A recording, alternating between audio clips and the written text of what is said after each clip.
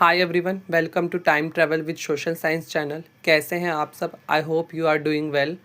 ज़रा इस चित्र को ध्यान से देखिए। इस चित्र में आपको एक बच्चा जल कुएं से निकालते हुए दिखाई दे रहा होगा।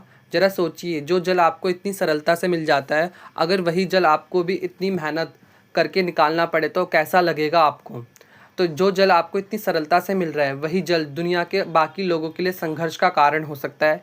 यही कारण है कि पानी को जीवन कहा जाता है। आज हम कक्षा 7वीं का अत्यंत महत्वपूर्ण पाठ पानी रे पानी पढ़ेंगे, जिसमें हम जानेंगे कि पानी हमारे जीवन में कितना महत्वपूर्ण है, पानी की कमी क्यों होती है और हमें जल संरक्षण क्यों करना चाहिए। तो आइए शुरू करते हैं हम अपना पाठ पानी रे पानी। पानी रे पानी अध्याय जल संकट, जल चक्र और पानी के सही उपयोग को समझाता है। इस पाठ के लेखक अनुपम मिश्र हैं, जो हमें यह बताते हैं कि पानी कितना महत्वपूर्ण है और उससे जुड़ी समस्याओं के बारे में भी बहुत ही सरल और प्रभावशाली ढंग से उन्होंने हमें इस पाठ में बताया है।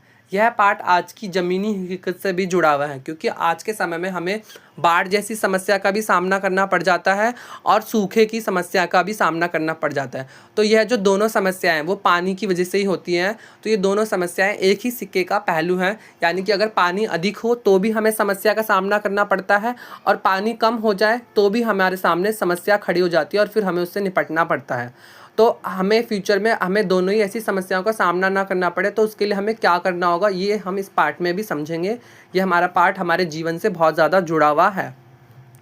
तो इस पाठ में सबसे पहले जल चक्र की परिभाषा के बारे में बताया गया है कि जल चक्र क्या होता है। जल चक्र वह प्रक्रिया होती है जिसमें वाटर जो होता है हमारा इवेपोरेट होकर के, यानी कि जल जो है वाष्प यानी भाप बन जाता है, फिर वह क्लाउड बन जाता है और क्लाउड जो है भाप बन जाता है। जब क्लाउड, तो उससे जो वर्षा होती है पृथ्वी पर, जब वह जल गिरता है तो वह जल गिर जाता है और फिर वह जल गिर के नदियों तालाबों का जल जो है समुद्र में जाके मिल जाता है। तो इसी पूरी प्रोसेस को हम क्या कहते हैं, जल चक्र कहते हैं, यानी कि वाटर साइकिल कहते हैं। यह जो जल चक्र की प्रक्रिया होती है, यह आप ज्योग्राफी और साइंस और ईवीएस विषय में पढ़ते हैं। यह तो हुई किताबी बात जो कि हमें पाठ के स्टार्टिंग में समझा रखा है।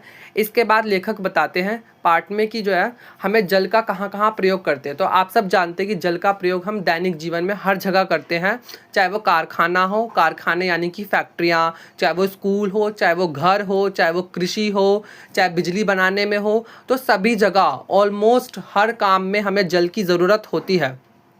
अपने रोज़मर्रा के छोटे छोटे सभी कामों में हमें जल की ज़रूरत होती है।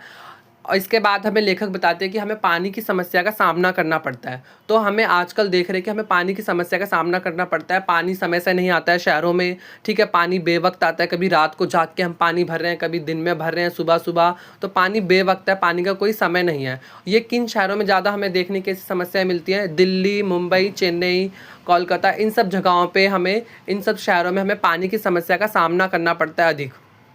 इसके बाद लेखक ने जो धरती है उसको गुल्लक के समान बताया है। कैसे गुल्लक के समान बताया है? तो जिस प्रकार एक बच्चा अपनी गुल्लक में नोट, सिक्के और पैसे जमा करता है, 1 रुपये, 2 रुपये, 5 रुपये, जितने भी सिक्के वगैरह पैसे जमा करता है, और फिर जब उसे उन पैसों की ज़रूरत होती है तो वह उन गुल्लक में से उन पैसों को निकाल लेता है और फिर उन पैसों का वो जहाँ पे उसे आवश्यकता होती है वहाँ पे उसका प्रयोग करता है। ऐसा आप सब भी करते होंगे, सेविंग करते होंगे। तो उसी तरीके से हमें सेव वाटर भी करना चाहिए। जब भी हमें वाटर की ज़रूरत ना हो तो हमें उसे बचा के रखना चाहिए, और जब हमें उसे ज़रूरत हो तो हम उसको निकाल करके उसका इस्तेमाल कर सके। तो पृथ्वी भी हमारी गुल्लक की तरह है। जब भी बारिश होए, वर्षा होए, तो हम जो है तालाब, कुएं और वाटर टैंक बना करके वहाँ पे वाटर स्टोर कर सकते हैं, ताकि जब हमें वाटर की ज़रूरत पड़े तो हम उस वाटर को, जल को जो है इस्तेमाल कर सके अपने जीवन में, और हमें जल की समस्या से ना ग्रसित होना पड़े। इसके बाद ये तो हो गया जल के बारे में कि लेखक ने गुल्लक और जल के, गुल्लक के जो पैसे हैं और जल को कैसे कंपेयर किया है। इसके बाद अकाल और बाढ़ दोनों ही पानी की वजह से होते हैं। अगर वर्षा कम होती है तो हमें अकाल यानी सूखा देखने को मिलता है, ड्रॉट, और वर्षा ज़्यादा हो जाती है तो हमें बाढ़ देखने को मिलती है।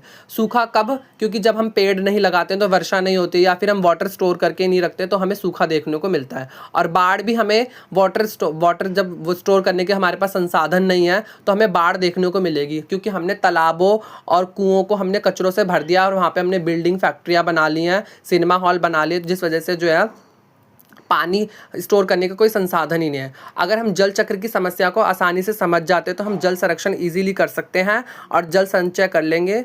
तो ये तो हो गया हमारा पाठ संपूर्ण। मिलते हैं नेक्स्ट वीडियो में, तब तक के लिए बाय बाय। नेक्स्ट टॉपिक के साथ मिलेंगे अगली वीडियो में। Don't forget to like, share and subscribe.